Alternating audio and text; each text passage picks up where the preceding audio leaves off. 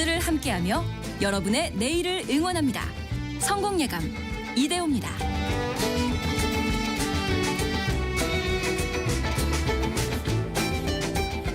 성공예감 이대호입니다. 2부의 문을 열겠습니다. 벌써 10시 5분이 됐지요. 2월 5일 수요일 오전 10시 5분. 오늘도 함께해 주셔서 감사드립니다. 경제상식 퀴즈 항상 1부 초반에 내드리고 정답은 2부 시작할 때 알려드리고 있죠. 정답은 법인세입니다. 법인세. 기업들이 내는 세금을 법인세라고 하죠. 미국 같은 경우에는 트럼프 대통령이 법인세율, 연방 법인세율을 21에서 15%로 내리겠다라고 공약을 한 상황이고, 근데 또 우리나라에서는 경제 상황이 너무 안 좋아서 올해도 법인세가 덜 거치지 않을까. 3년 연속 세수 결손이 나타나는 것 아닌가. 이런 또 우려도 커지고 있다. 이런 소식도 전달을 해드렸고요. 1823님이 우리 회사도 3년째 안 좋아서 나라에 기여를 못하고 있습니다. 유유. 올해 좀 잘 되면 좋겠네요. 정답 법인세 이렇게 맞춰주셨고요. 법인세 내는 회사들이 많아지고 법인세도 많아지고 하면 그게 또 이제 기업들의 벌이도 좋아진다라는 뜻일 테니까요. 4745님은 언제 당첨될지 모르지만 항상 기대하면서 보내봅니다. 이렇게 보내주셨고요. 5491님은 문자를 어떻게 써야 읽히는지 매일 고민이 많은 정취자입니다. 잘 듣고 있습니다. 이렇게 보내주셨네요. 뭐 특별한 사연이 없어도 됩니다. 예, 이렇게 또 보내주셔서 늘 감사드리고요. 5491님도 고맙습니다. 잘 안 보여서 9796님이 광주 봉선동입니다. 눈이 오면 아이 아빠가 집에 못 들어오는 상황인데 이제 눈 좀 녹았나 하고 했더니 자고 일어났더니 다시 눈이 리필됐네요. 오늘도 아이랑 둘이서 보내야 하겠군요. 방학이 너무 길어요. 이렇게 보내주셨고요. 눈 때문에 또 이렇게 힘드신 분들도 많이 계시고요. 이 추위가 좀 빨리 좀 지나갔으면 하는 바람도 가져봅니다. 증시에는 좀 따뜻한 바람이 최근에는 불고 있습니다. 코스피가 2500선 회복을 했고요. 30포인트 1.22% 오른 2511 가리키고 있고 코스닥은 0.9% 오른 726.6까지 회복을 했습니다. 시가총액 상위 종목줄 중에서는 SK하이닉스가 3% 이상 반등하면서 19만 7천 원까지 거의 20만 원 문턱까지 좀 가고 있고요. LG에너지솔루션은 2.7% 반등, 현대차, 기아도 1.5%, 2% 정도 반등하고 있고요. 네이버도 5% 이상, 그리고 카카오도 4.6% 반등하면서 AI 관련 이런 서비스 기업들도 최근의 흐름을 양호하게 가져가고 있습니다. 코스닥 내에서는 레인보우 로보틱스가 4%, 삼천당제약이 13% 등등 종목별로 반도체 소부장 기업들도 좀 강세 흐름들이 나타나고 있습니다. 환율 봐야죠. 참. 원달러 환율이 어제 이 시간에는 1470원 막 이렇게 또 급등을 했었죠. 그저께도 그렇고 오늘은 1450원까지 좀 이제 안정이 되고 있는 흐름입니다. 1450원대 나타내고 있고요. 저희 성공예감 이대호입니다에서는 틈틈이 경제의 기초를 다지고 있죠. 아이들 세뱃돈 관리하는 방법부터 노후, 은퇴 설계하는 방법, 여러 가지 투자 용어 등등. 그런데 최근에 투자하시는 분들 그 한 중심에 미국 빅테크 기업들을 빼놓을 수가 없으실 겁니다. 애플, 알파벳, 엔비디아, 테슬라 등등 우리나라 투자자들이 정말 많이 투자하는 혹은 좋아하는 빅테크 기업들이 있죠. 그런데 투자의 시선을 현재와 미래에 두시는 분들 많은데 그 뿌리부터 다시 또 공부해 볼 필요도 있습니다. 그리고 그걸 경제를 잘 모르는 사람들한테는 어떻게 설명을 해줘야 할지 같이 한번 들어보시죠. 10대를 위한 글로벌 빅테크 수업이라는 책을 함께 쓰신 키움증권 투자 콘텐츠부의 안석훈 팀장입니다. 안녕하세요. 안녕하세요. 안석훈입니다. 이번에는 10대를 위한 빅테크 수업이네요. 네. 빅테크 기업들을 이제 10대들에게도 알려줄 필요가 있다. 네. 근데 이제 가장 최근 이슈를 좀 이야기를 먼저 좀 해보자면 네. 중국이 만든 그 AI 서비스 딥시크 때문에 네. 미국의 빅테크 기업 막 주가가 출렁일 정도로 네. 큰 쇼크를 받지 않았습니까? 네. 이 현상 자체는 좀 어떻게 보셨어요? 일단 지난주에 급하게 KBS 뉴스에서 전화가 와가지고 팀장님한테 음성 인터뷰를 잠깐 땄는데 어떻게 생각하시냐, 국내에 어떤 영향을 미치겠냐 말씀을 하셔서 일단 주식 시장에는 큰 영향이 없을 것이다. 이게 중장기적으로 중장기적으로. 예, 일단 우리나라는 휴장이었으니까 여유 영향이 때. 전혀 없었고요. 미국에는 일단 그 여파가 상당히 컸습니다. 대신에 딥시크가 이 일부 정보가 공개된 걸로 봐서는 과연 진짜 비용이 그렇게 안 들어갈 것이냐. 예를 들면 인건비. 네, 중국에서의 인건비가 과연 그 개발 비용에 다 포함이 됐을까? 그리고 가장 저사양의 칩을 사용했다는데 과연 그거 가지고 다 실현을 할 수 있을까? 그런 의문점이 있다. 좀 말씀을 드려서 크게 영향은 없을 것으로 본다. 이렇게 말씀을 드렸었고요. 미국의 빅테크 기업들도 처음에 좀 충격을 받았지만 내용을 좀 따져보니 좀 가려져 있는 부분이 많다. 또 특히 메타 플랫폼스나 오픈AI 같은 경우는 우리의 소스를 일부 가지고 응용한 게 아니냐 이런 이야기를 하면서 좀 조사를 하고 있잖아요. 네. 그런 부분까지 보면 그렇게까지 시장에 큰 영향을 미치지는 않을 수 있다. 주식시장과 경제 상황에서만 보면요. 대신에 오픈소스라는 게 가장 키워드였는데 네. 오픈소스라는 점은 진짜 어떻게 보면 미국 기업들한테는 큰 충격으로 다가갔을 것으로 보여집니다. 그것도 이제 중국 기업이 오픈 소스 그렇죠. 그러니까 개발 과정이나 네. 그 방식에 대해서 모두 다 공개를 네네. 했다라는 것. 빅테크 기업에서도 오픈소스로 인해서 시장을 뒤흔든 사례가 있거든요. 저희가 잠시 잊고 있었지만 알파벳이 인수한 안드로이드. 네. 2005년인가 이제 안드로이드를 처음에 인수를 했을 때 이 기업이 오픈 소스로 지금 열었으니까 그때 당시 이제 아이폰이 이 스마트폰 시장을 막 이제 점령해 나가고 있을 때인데 네. 아이폰은 iOS라는 운영 체제를 쓰잖아요. 네. 그리고 상대적으로 그 외의 폰들은 운영 체제가 없는 상황에서 그 안드로이드가 좀 두각을 나타내고 있는데 이 안드로이드를 인수한 이후에 오픈 소스로 열어버렸죠. 그러면서 수많은 개발자들이 안드로이드를 이용한 앱을 개발하기 시작하면서 전 세계 시장에서 이제 절반 이상이 이 안드로이드가 차지하는 결과를 가져왔고 현재도 그 상황이 지금 이어지고 있는 상황이고요. 그렇죠. 중국 기업의 도전. 근데 사실 그 사이에서 하드웨어 기업들은 주가에 충격이 좀 있었고 네. 현재는 좀 회복을 하는 국면으로 네네. 가고는 있습니다만 오히려 미국의 메타나 알파벳 같은 기업은 주가가 더 올랐더라고요. 네. 우리 시장에서도 네이버 카카오가 또 주가 강세 쪽으로 네네. 가고 있고 네. 이것도 좀 의미가 있는 거죠.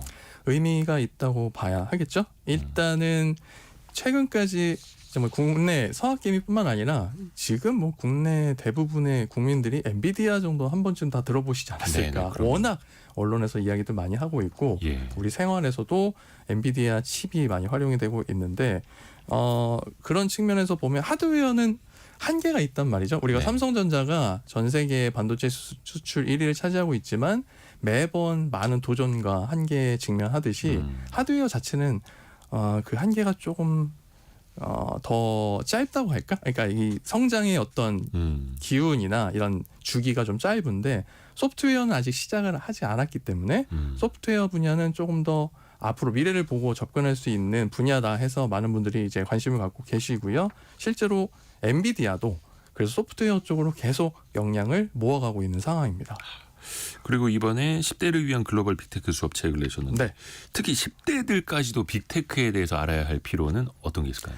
일단 이건 주식시장 주식하고는 좀 별개의 얘기고요. 예. 뭐 주가가 빠지는데 우리 아이들이 또 빅테크를 알아야 돼? 이렇게 접근을 할 수도 있는데 안 좋게 보시는 분들은 그렇게 말씀해 주실 수도 있지만 실제로 우리 10대들에게 우리 지금 최근에 많은 경향이 바뀌고 있는데 10대들을 위한 금융경제 교육이 좀 필요하다 네. 하면서 여러 가지 제도나 어떤 기능들이 많이 생겨나고 있고요.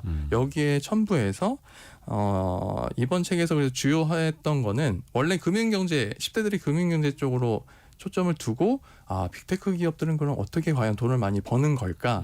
여기서 시작해서 출발했는데 빅테크 기업들의 그 시작부터 현재까지의 모습을 보니 미래를 준비하는데 이 회사들을 좀 알아둬야 되겠다. 그러면 10대들이 개인의 장래에 대한 고민이 한참 있을 텐데 그런 장래 고민에도 좀 도움이 되지 않을까 싶고요. 또 인류에 대한 어떤 인류의 미래 산업에 대한 고민이나 어떤 준비 이런 차원에서도 좀 빅테크 기업들에 대한 학습이 좀 필요하지 않을까 해서 이렇게 정리를 했습니다. 그렇죠. 세계 경제를 이끌어가는 최고의 기업들에 대해서는 또 이제 10대들도 이제 배워놔야 되는 네. 거죠. 근데 이렇게만 말씀드리면 되게 어렵게 느껴지는데 예. 그래서 책에는 이야기를 어떻게 풀었냐면 주인공이 이제 중학교 1학년, 2학년 그리고 선생님이 3명의 주인공이 미국 여행을 떠나는 겁니다. 열흘 동안 여행을 떠나는데 우리가 흔히 얘기하는 매그7 그 빅테크 7개 기업의 본사나 어떤 지사를 실제로 방문해서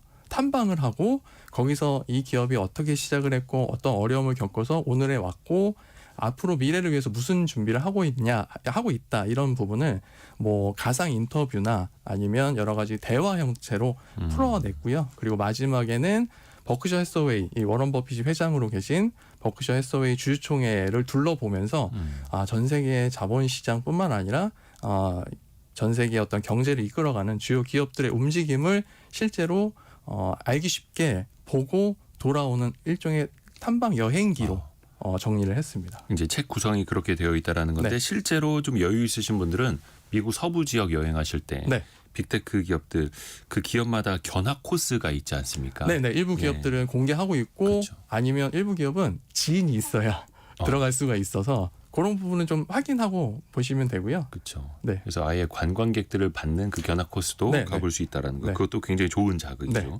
우리가 빅테크 하면은 빼놓을 수 없는 게 여기서부터 사실 출발을 해야죠. 애플. 네. 그러니까 시가총액 1위를 엔비디아에게 좀 내주기도 했었습니다만 최근 네. 엔비디아가 떨어지면서 다시 애플은 1위를 수성을 하고 있고 또 애플 하면은 뭐 스마트폰이나 노트북 같은 기기들을 떠올리기 쉬운데 네. 사실 스티브 잡스를 빼놓고는 얘기할 수가 없어요. 그렇죠.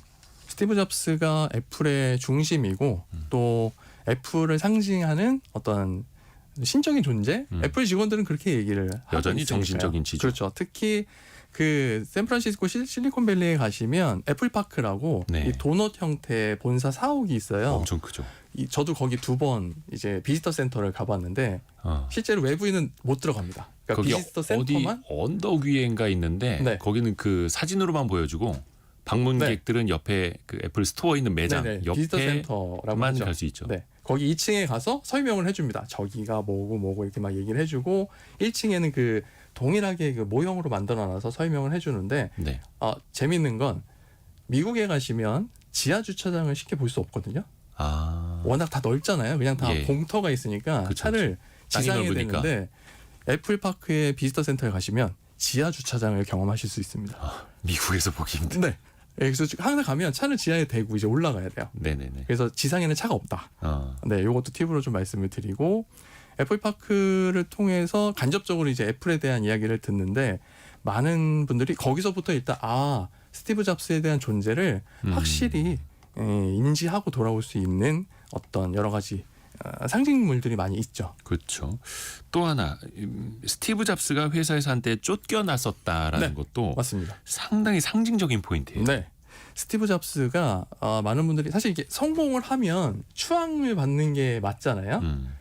성공을 못했으면 그렇게 추앙을 못 받았겠죠. 왜냐하면 성격이 아주 안 좋아요. 스티브 잡스랑 같이 일하긴 정말 힘들었다고 네, 하죠. 그 사람의 기대 수준을 맞추기가 정말 어렵다고 해서 천재인 만큼 괴팍한. 네. 거기서 다 떨어져 나가는 거죠, 사람들이. 근데 스티브 위악은 그러고 보면 잘 버텨냈고 함께 워지니악. 네, 워지니악 같이 버텨냈고 기업을 일궈냈는데 워낙 꼼꼼하고 세밀하고 그 원하는 바가 명확하기 때문에 그런 부분이 기업의 성장 과정에서 불리하게 작용을 했던 거죠.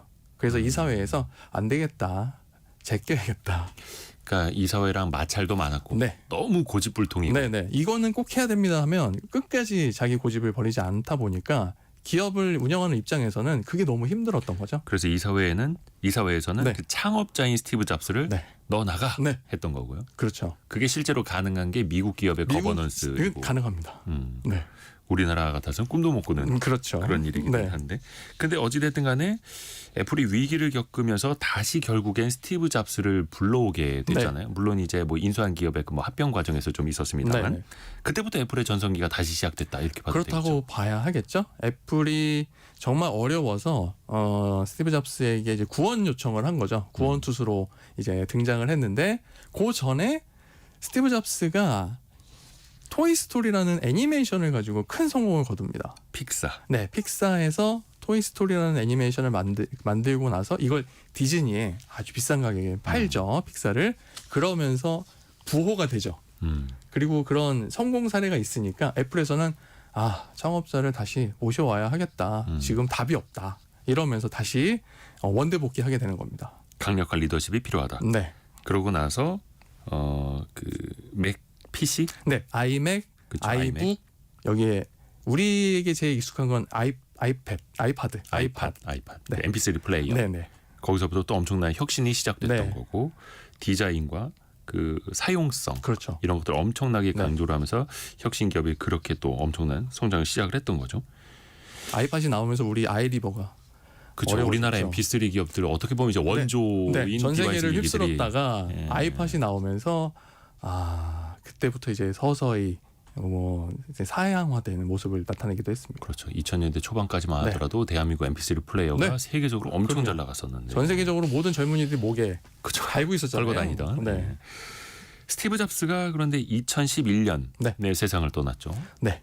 근데 그 당시에도 떠올랐던 게 잡스 없는 애플은 상상할 수도 없다. 잡스가 맞습니다. 없는 애플에서 과연 혁신이 있을 것인가? 물음표가 뭐 전 세계적으로 셀 수 없이 던져졌었는데 네. 근데 팀 쿡이 더 큰 회사로 성장을 시켰어요. 네. 이제 혁신과 성장은 다른 얘기다 이렇게 봐야 하겠죠. 왜냐하면 스티브 잡스는 진짜 혁신의 상징이었는데 팀쿡 같은 경우에는 운영의 신이라고 보시면 됩니다. 그죠. 원래 관리자였잖아요. 관리의 신이죠. 운영 관리의 신. 그러니까 지금까지 애플에서 스티브 잡스가 만들어온 그 혁신의 결과물들을 가장 소비자들이 쉽게 접근할 수 있도록 조금씩 손을 봐가면서 시장을 키워간 거죠. 그러면서 애플바가 진짜 전 세계적으로 확산이 됐던 거고 뒤에서 또 얘기하겠지만 아이폰 가격이 매년 올라가는 추세를 보이잖아요. 그럼에도 불구하고 애플바들은 여지없이 충성팬. 네, 아이폰을 구매하니까요. 애플 충성팬들은 또 그 애플의 iOS 생태계를 또 벗어날 네. 수도 없는 거고 네. 또 미국에서도 뭐 독과점 논란이 일기는 합니다만 특정한 무선 이어폰이라든지 네.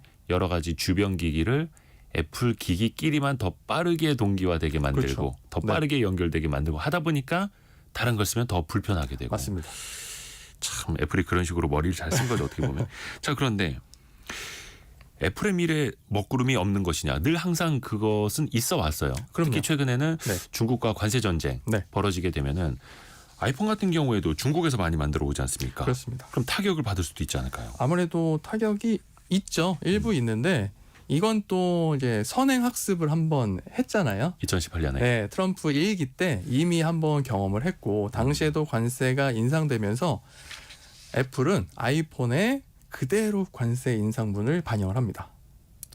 애플은 가격을 더 올려받았죠. 올려도 사람들이 사니까. 삽니다. 네, 그 애플바가 있기 때문이고 그걸 또 이제 좀 멋있게 표현하면 가격 협상력이 매우 우수하다. 네, 그러니까 그 프라이싱 파워가 엄청나다고 봐야죠. 어떻게 보면은 가격 경쟁력이 아니라 가격 결정력. 네, 맞습니다. 그 기업이 결정하는 대로 네, 네. 소비자는 따라간다. 그렇죠. 참고로 요거는 이번 주 토요일 별책부록 방송에서도 들으실 수 있는 내용인데 네네. VIP 자산운용 최준철 대표랑 같이 퀄리티 투자라는 네, 책 네. 같이 또 읽어볼 테니까 네. 그것도 주목해 주시면 좋을 것 같습니다.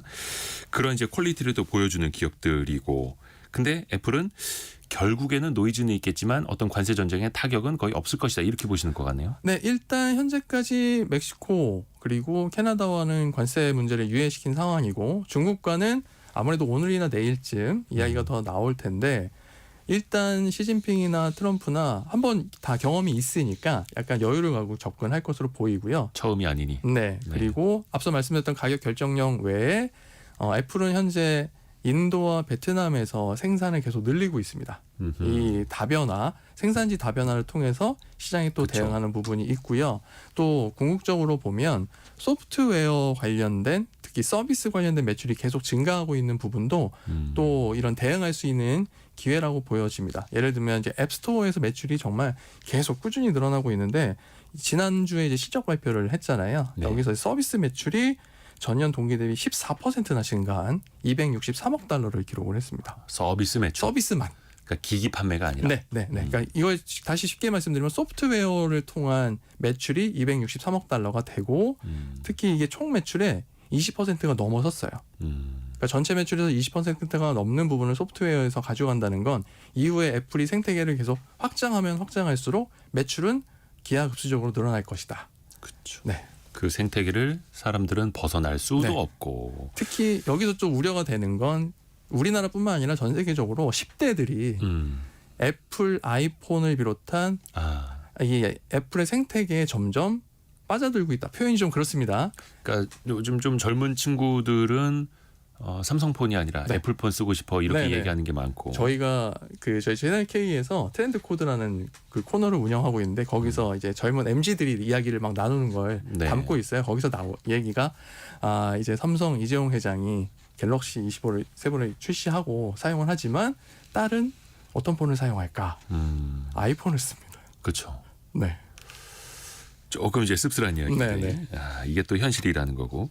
자, 이어서 배워볼 그 빅테크는 시가총액 2위 엔비디아. 네. 엔비디아는 거의 뭐 이제 좀 엎치락뒤치락하긴 합니다만 서학개미들이 가장 많이 사들이는 네. 주식이기도 하고요. 네. 엔비디아 지금은 이제 GPGPU라고 하는 AI 데이터 네, 센터에 네. 많이 쓰이는 반도체 기업인데 사실 게임용 그래픽 카드로 더 먼저 유명해진 기업이잖아요. 아니 그 정도만 이해하셔도 네. 충분히 기업의 어떤 설명은 충분히 된다고 보여지고요. 젠슨왕이 기존의 회사를 다니다가 이렇게 퇴사하고 나온 이유가 게임을 하다가 그래픽이 너무 떨어져서 게임하는 재미가 없다. 내가 직접 만들어봐야 되겠다 하면서 퇴사하고 회사를 만든 게 엔비디아입니다. 네. 그래서 처음으로 그래픽 카드를 만들어서 판매를 했고 뭐 저기 대표님이나 저나 어렸을 때 조립 PC를 많이 사용했잖아요. 그때마다 야 그래픽 카드는 뭘 넣어야 되지?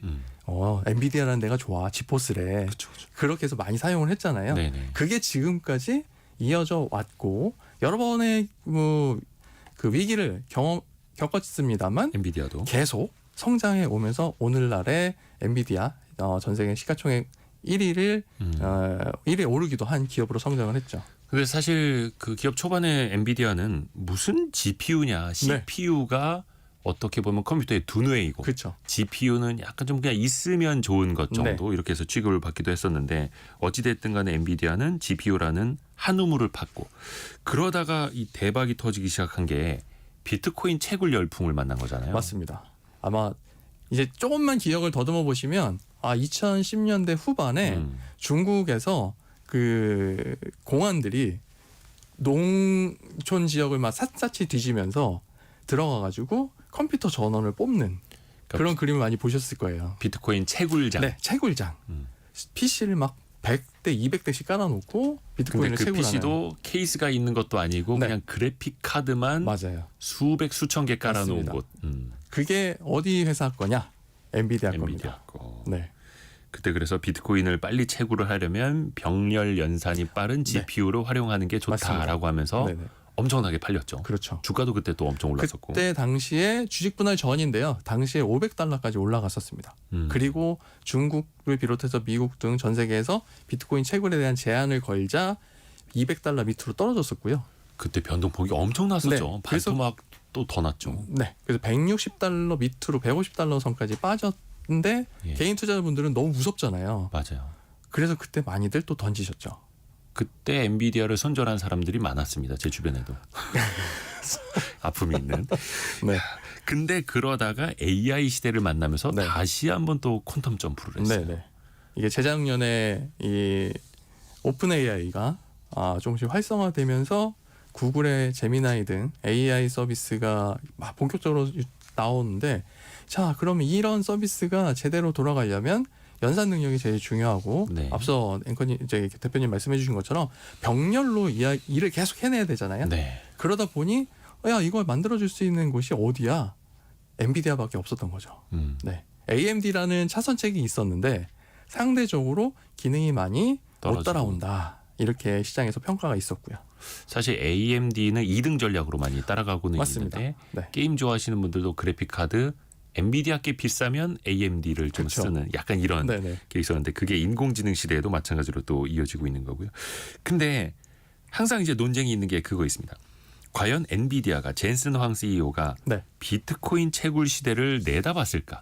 이거 얻어 걸린 것 아니냐. 그리고 AI 시대가 이렇게 빨리 올 줄 알았을까. 이게 사실은 오픈 AI의 도움이 너무 컸던 것 아니냐.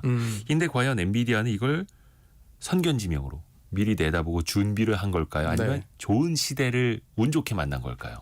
어떻게 봐야 됩니까?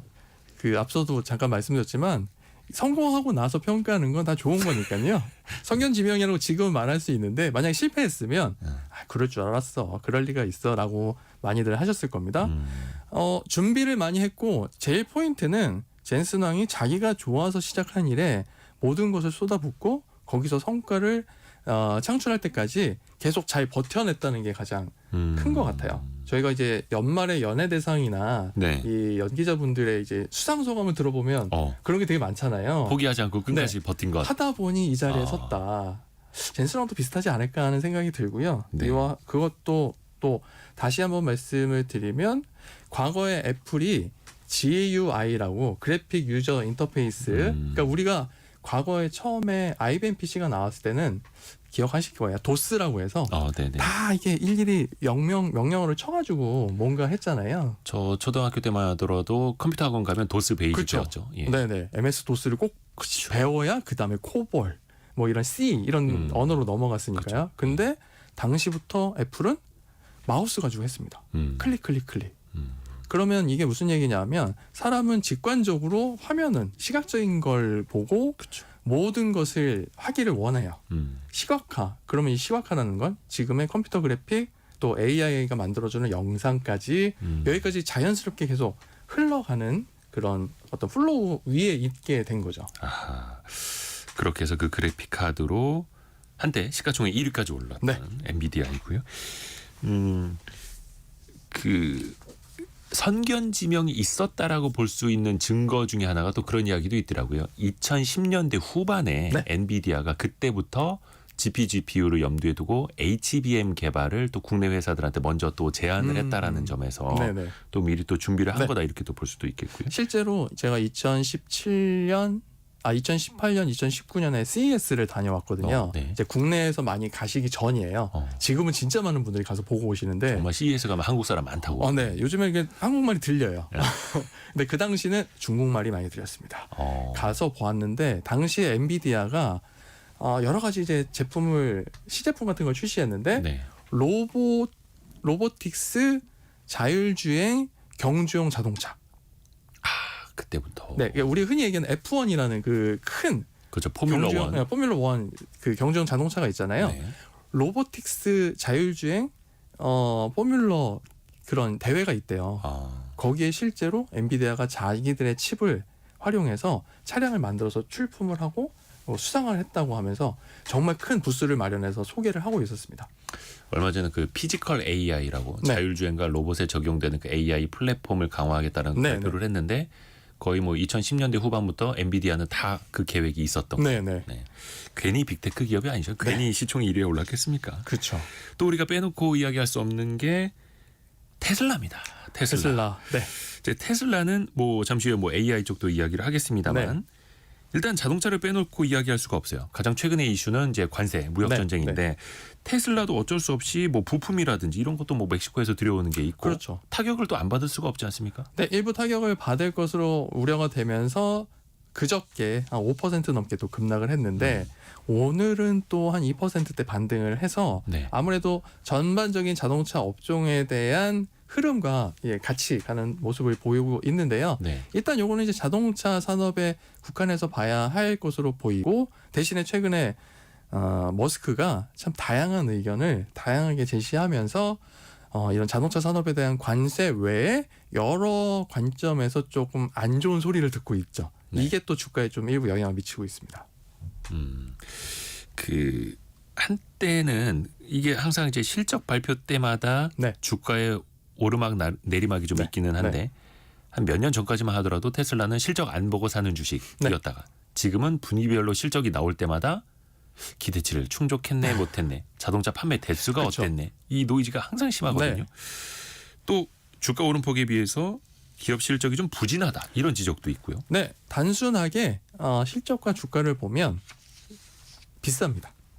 대신에 여전히 테슬라는 꿈을 먹고 사는 대표적인 종목이라고 할 수가 있고요. 네. 사실 그거 외에는 별로 설명이 되지 않아요. 사실 이번에도 실적 발표하면서 주가가 하락하겠다. 실제로 실적 발표 이후에 주가가 하락했는데 우리가 이제 실적 발표 이후에 보통 CEO나 CFO가 관련된 설명을 하죠. 네. 일론 머스크가 또 마이크를 잡고 이야기를 했습니다. 올해 안에 FSD 풀 버전을 출시할 거고 그리고 자율주행. 저가형 모델을 상반기 중에 출시할 거다. 여기에 사람들이 또 열광을 했죠. 로보택시도 그렇고. 네. 로보택시는 이제 내년까지 양산을 하겠다고 했고, 네. 그러니까 계속 꿈을 던져주면서 그게 사람들로 하여금 계속 꿈을 보고 꿈을 먹고 사게 하는 요인으로 작용을 하고 있습니다.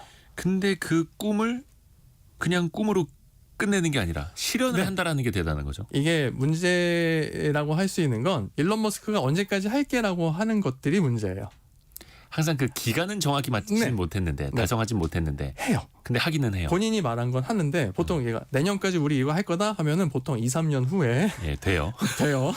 그 시간 간격 때문에 주가가 좀 출렁거리긴 하는데 본인이 말한 건 대부분 해내고 있습니다. 그게 제일 중요한 포인트라고 할 수 있겠죠. 또 일론 머스크는 그 연쇄 창업자로도 네, 유명하잖아요. 맞습니다. IT 어떤 닷컴 버블 그 초반에도 엄청난 성공을 네, 거두었고 창업한 기업을 또 매각을 해서 큰 돈을 벌고 네. 또 다른 것에 계속해서 그렇죠. 도전을 하고. 근데 재밌는 건 지분 매각을 한 게 예. 자의가 아니에요. 타이로 타의로. 누가 제발 좀 팔아주세요라고 아니요. 하죠? 스티브 잡스처럼 쫓겨나는 겁니다. 아, 싸워서. 네. 이게 이분도 한 성격하니까. 예. 그러니까 쉽게 말씀드리는 게 또라이잖아요. 네. 아니, 저희 전문 용어로 또라이인데. 공영방송이라. 네, 죄송합니다. 네. 이 너무나 안 맞는 거죠. 네. 전부 자꾸 새로운 길을 가려고 하고 기업이 성장하거나 이 유지 관리를 하기 위해서는 필요한 부분이 있는데 네. 이거와는 배치되는 자꾸 뭔가를 원하고 있어요. 그러다 보니까 대학 다닐 때 미국으로 넘어와서 이제 참고로 일론 머스크는 국적이 3개입니다. 국적이 세 개다. 남아공, 캐나다, 미국 다국적자입니다. 이제 이게 또 미국 대통령 후보로 결격 사유다 이런 얘기도 계속 나와요. 재미있는 얘기인데 이후에 또 이게 또 화제가 될 일이 있을 겁니다. 또 기회 되면 또 말씀드리고요. 이런 3가지 국적을 갖고 있는 가운데 대학 시절에 동생하고 온라인 광고 플랫폼을 만들어서 성공을 해요. 근데 쫓겨나요. 이때 우리 돈으로 200억 원 정도를 받고 쫓겨납니다. 네. 그리고 페이팔 잘 아시죠? 페이팔이 이전에 엑스닷컴이었어요. 예. 그러니까 일론 머스크가 엑스닷컴에 대한 애착을 지금 트위터를 인수해서 거기 엑스닷컴으로 이름을 바꿨죠. 그렇죠. 이 페이팔도 창업을 해서 공동 창업자들하고 창업해서 성공을 거두고 있는데 여기서도 쫓겨납니다. 이베이에 팔리면서 그리고 자연스럽게 지분을 매각하게 돼요. 여기서 한 3천억 원 억만장자가 됐죠. 예. 그러고 나서 이제 자기가 하고 싶은 일을 하는데 그게 바로 이제 테슬라였어요. 일론 머스크가 생각보다 환경에 대한 관심이 많습니다. 지구 환경. 네. 그래서 인류의 미래에 대한 고민이 많은 분이에요. 그래서 혹자 저도 말씀드리지만 화성인이라고 계속 말씀을 드리고 있는데 그래서 자꾸 뭔가를 하자. 우주선도 만들고 뭐도 만들고 위성도 쏘고 하는 게 화성으로 돌아가기 위한 준비를 하고 있다. 이런 생각도 말씀을 드리고 있는데 그런 과정에서 지구 환경을 위해서 전기차가 대중화돼야 된다. 이러면서 테슬라를 인수하고요. 그리고 이번에는 일론 머스크가 창업자들을 내보내요. 이번에는. 테슬라를 인수한 다음에 테슬라 창업자들을 내보내는. 네. 그리고 자기가 CEO에 오릅니다. 그렇죠. 앞서의 경험을 통해서 회사를 사서 본인이 이제 주인이 되는 그런 사례도 있고요. 네. 거의 뭐 자의가 아니라 타의에 의해서 과거 자신이 어쩔 수 없이 엑시트를 할 수밖에 없었고 네. 어찌됐든 간에 억만장자가 됐는데 도전과 모험은 끝나질 않았고 네. 그것은 계속되고 있고 네. 약간 머스크의 성공 방정식이라고 해야 될까? 이게 어떻게 보면은 누구나 생각하기 힘들었던 이게 전기차도 사실은 테슬라가 들어오기 전까지는 좀 너무나 먼 미래로 느껴졌었고 네. 우주 개발, 스타링크 같은 거의 지구를 인공위성으로 뒤덮는 일 네. 어떻게 상상이나 했겠습니까? 글쎄요. 이걸 또 잠깐 과거로 돌아가 보면 네. 전기 자동차가 1890년대에 이미 실용화가 됐다는 거 알고 계세요? 아 예전에 나온 적이 있었죠. 네. 그 중에 주역이 한 분이 에디슨입니다. 에디슨이 전기 자동차를 개발을 해서 그 당시에 상당히 많이 판매를 했대요. 네. 그 재미있는 건 지금 전 세계에 3대 남아 있다는데 한 대가 우리나라에 있습니다. 강릉에 가시면 예. 그 박물관이 하나 있는데 네. 거기 가시면 직접 보실 수 있어요. 오. 저도 직접 가서 깜짝 놀랐는데 오. 차량 밑에 그 과거에 T1이라고 포드에서 만든 차 예. 기억하시죠? 네. 그 차량의 밑에 배터리를 다 깔고 있어요. 그러니까 포드에서 나왔던 대량 생산 모델 네, T1에 네. 배터리를 깔아서 밑에 깔아서 만든 차가 전기자동차. 에디슨이 만든 전기자동차가 있습니다. 에디슨 시절에. 네. 물론 약간 좀 시험용으로 만든 거겠습니다. 대중화가 될 수 있었는데 예. 가격 면에서 안 돼. 그 석유 가솔린이 이제 원체 싸니까. 사용하게 되면서 가격 경쟁력이 없던 거죠.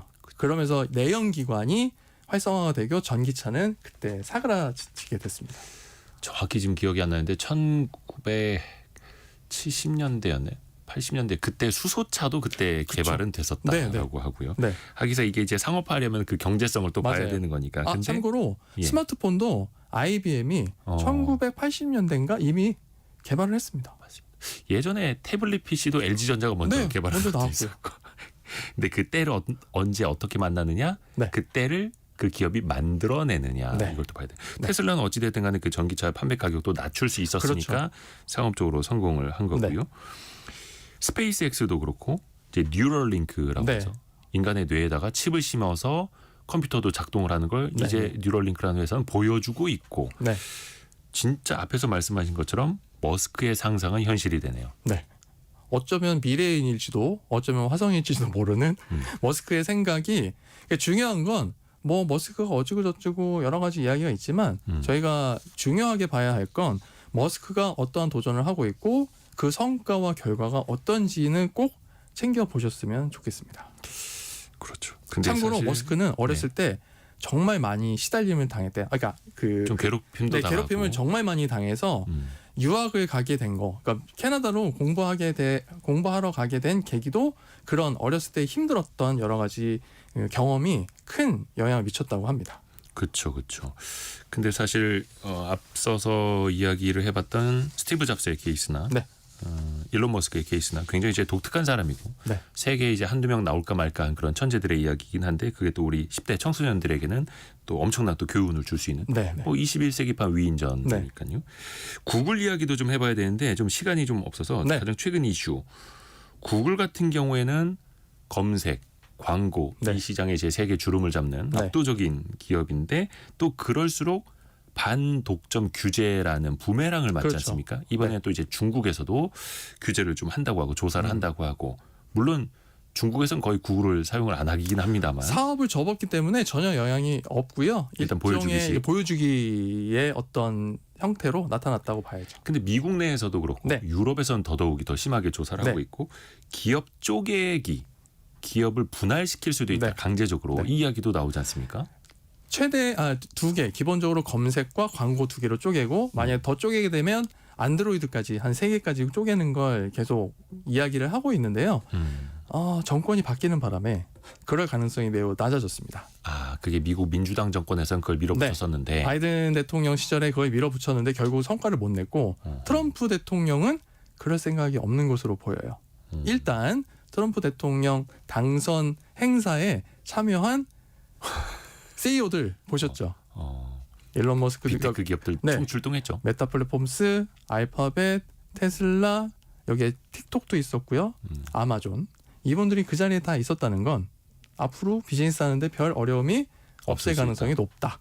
이렇게 봐야 하겠고요. 반독점 이슈는 지난해 11월, 12월에 많이 반영이 돼서 주가가 당시에 많이 빠졌습니다. 네, 근데 이미 그걸 다 회복하고 달려가고 있는 게 최근에 양자 컴퓨팅 칩 이야기를 했었죠. 윌로우. 네. 그 이후로 현재까지 주가가 급등세를 보이고 있습니다. 물론 오늘 실적 발표하면서 클라우드 매출이 성장세가 둔화되면서 주가가 마감 이후에 한 8% 정도 빠졌는데 하지만 단기적인 흐름이라고 봐야 하겠고요. 중장기적으로는 여전히 AI의 중심에 알파벳, 구글이 있다. 이렇게 봐야 하겠습니다. 오늘은 키움증권의 안석훈 팀장과 함께 그 빅테크 기업들의 어떤 뿌리도 그리고 네. 또 우리가 빅테크를 잘 모르는 10대 청소년에게 어떻게 설명을 해줘야 하는지도 같이 한번 또 배워봤습니다. 고맙습니다. 고맙습니다. 이종숙님이 에디슨 박물관에서 전기차 보셨다고요. 강릉 가시면 네, 박물관 꼭 들려보세요. 이렇게 꼭 보시기 이야기해주셔서. 바랍니다. 감사합니다. 네. 그리고 오늘 오전 10시 20분을 기해서 전남 영광 지역에 대설 경보가 발효됐습니다. 그래서 곳곳에 눈 많이 내릴 수도 있으니까요. 안전 운행하시길 바라겠습니다. 라디오 정보센터도 다녀옵니다. 이재명 더불어민주당 대표가 1심에서 유죄가 선고된 허위사실 공표 관련 선거법 규정이 정치적 표현의 자유를 과도하게 침해한다며 위헌법률 심판 제청을 신청했습니다. 국민의힘은 이 대표가 재판을 일부러 지연시키고 있다고 비판했습니다. 국토교통부는 오늘 지난해 12월 기준 미분양 주택이 전월 대비 7.7% 늘었다고 밝혔습니다. 이는 전년 같은 달보다 40% 가까이 증가한 지난해 11월 주택 분양 여파라고 국토교통부는 설명했습니다. 지난해 서울시 상가건물 임대차 분쟁조정위원회에 접수된 분쟁조정 신청이 모두 195건으로 역대 최다를 기록한 것으로 나타났습니다. 이 중 계약 해지가 전체의 26%로 가장 많았고 누수 등 수리비, 임대료, 원상회복, 권리금 분쟁 순이었습니다. 미국 현지 시각으로 4일 0시 중국산 제품의 기존의 평균 20%를 더해 10% 추가 관세가 붙기 시작했습니다. 중국도 곧바로 보복 조치를 내놨는데 도널드 트럼프 미국 대통령이 예고한 시진핑 주석과의 전화통화는 이루어지지 않았습니다. 지금까지 라디오 정보센터 뉴스 정한다였습니다. 애프터 서비스 시간입니다. 유혜진 리포터와 함께하죠. 안녕하세요. 네, 안녕하세요. 우리 청취자분들의 질문 어떤 게 들어왔나요? 네, 이지연님, 제가 폐업할 예정인데 그러면 출산휴가 중인 직원은 정부 혜택을 못 받게 되나요? 하고 질문 보내주셨습니다. 아하. 고용노동부 쪽에 알아봤는데요. 네. 사업주가 폐업하게 되면 사업장과 관련해 정부에서 주는 출산에 대한 복지 혜택을 받는 노동자는 원칙적으로 이를 받을 수 없습니다. 단 정직원, 기간제 근로자 등 근로 조건에 따라서 달라지는 부분이 있을 수 있고요. 실업급여를 받을 수 있는 요건이 충족된다면 실업급여는 받을 수 있습니다. 정확한 사항은 사업주 당사자나 해당 직원이 1350번으로 전화를 해서 상담을 받는 게 좋다고 합니다. 아이고, 회사가 폐업을 하면 출산휴가 중인 직원도 그 네. 혜택을 다 못 받게 되는 거고, 그래서 회사가 기업이 잘 돼야죠. 다음 질문은요. 네, 어제 퀴즈 정답이 유류의 단위로 쓰이는 리터였는데요. 네. 5773님, 고속도로 휴게소에 있는 주유소가 더 저렴한 이유를 알려주세요 하셨습니다. 참 신기하죠. 한 10여 년 전만 하더라도 고속도로 안에 있는 그 휴게소 안에 있는 네. 주유소가 훨씬 더 비쌌어요. 왜냐하면 접근성이 떨어지고 기름을 가져온 것도 비싸고 거기는 사실 경쟁도 없고 대체제가 별로 네. 없다 보니까 비싸도 그냥 울며 겨자 먹기식으로 고속도로에서 기름을 넣어서야 되는데 지금은 더 저렴한 곳이 많이 있죠. 일단은 한국도로공사에서 매입 단가를 낮춰준 게 있습니다. 그러니까 그 기름을 공동 구매하는 네. 방식으로 매입 원가를 좀 낮춘 게 있고요.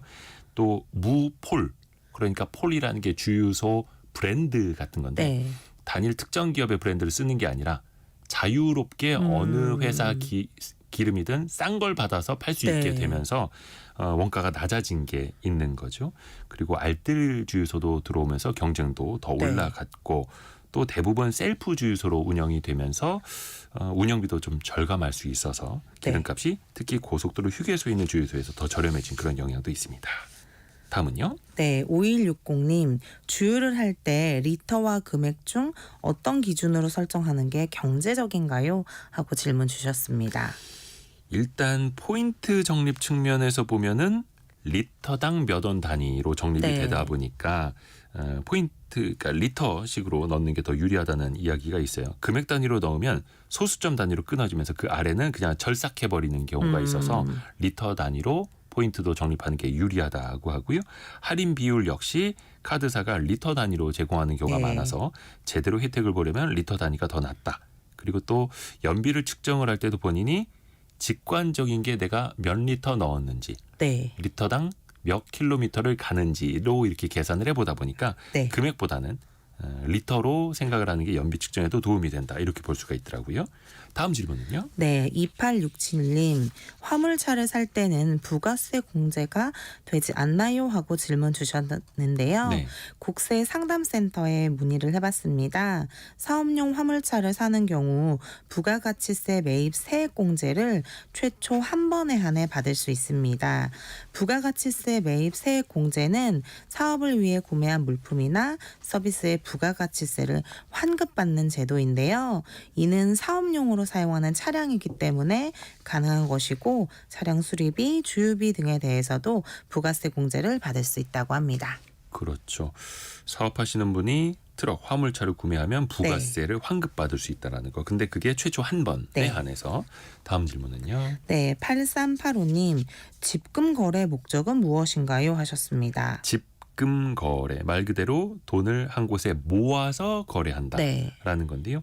여러 출처에서 발생한 자금을 한 계좌로 집중시키는 거래 방식인데, 예를 들어서 지점이 여러 곳이 있습니다. 혹은 프랜차이즈에서도 여러 지점에서 돈을 보내옵니다. 네. 그걸 각각 다 통장으로 관리하면 복잡하겠죠. 네. 그래서 그걸 효율화하기 위해서 어떤 뭐 본사의 단일 계좌로 집중시키는 거래를 뜻하고요.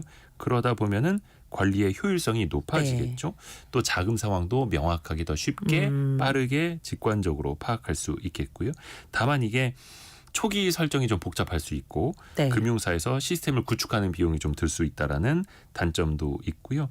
특히 큰 금액을 단일 계좌로 집중해서 관리하다 보면은 횡령이나 해킹에 취약할 수 있고 한 번 횡령 피해를 당하면 좀 복구하기 커지겠네요. 힘들다라는 네. 단점도 있기 때문에 특히 관리 접근 권한을 더 철저하게 관리할 필요성도 이 분야에서는 있습니다. 집금 거래에 대해서 이야기를 들어봤습니다. 고맙습니다. 감사합니다. 류혜진 리포터였습니다. 박미영 님이 오늘 많이 춥습니다. 꽁꽁 여미고 다니세요라고 이야기를 해주셨고요.